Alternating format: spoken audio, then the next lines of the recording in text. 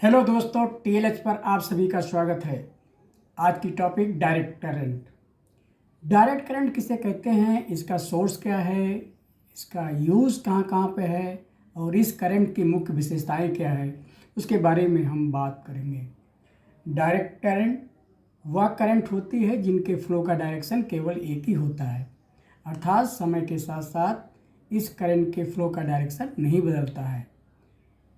DC current का source जो हमारा सोलर पैनल है और बैटरी है, बैटरी में स्टोर्ड करंट वो हमारा डीसी के रूप में रहती है और इस करंट का यूज़ बैटरी चार्जिंग में किया जाता है, मोबाइल चार्जिंग में किया जाता है, इलेक्ट्रिक व्हीकल्स में किया जाता है और इलेक्ट्रॉनिक इंस्ट्रूमेंट में इस करंट का यूज़ किया जाता है।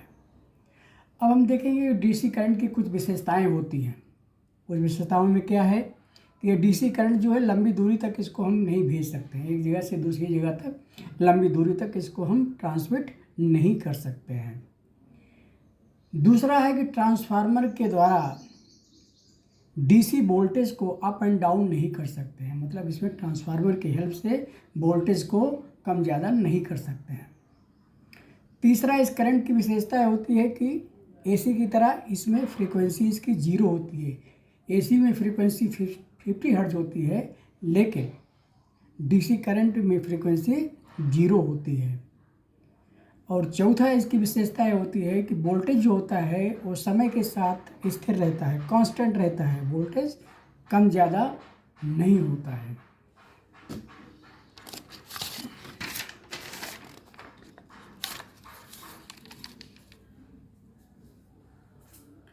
पांचवा, या करंट के संपर्क में अगर कोई व्यक्ति आता है तो उसके साथ चिपक जाता है, मतलब अपनी तरफ करंट चिपका लेती है।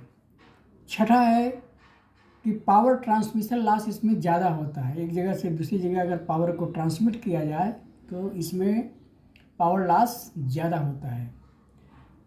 और सेवेंथ में है कि डीसी को अगर एसी में कन्वर्ट करना है तो इन्वर्टर का यूज़ करना पड़ता है, यानी इन्वर्टर का यूज़ करके हम डीसी करंट को एसी करंट में कन्वर्ट कर सकते हैं। ये वीडियो अगर आपको पसंद आए तो लाइक शेयर सब्सक्राइब करना ना भूलें। Thank you.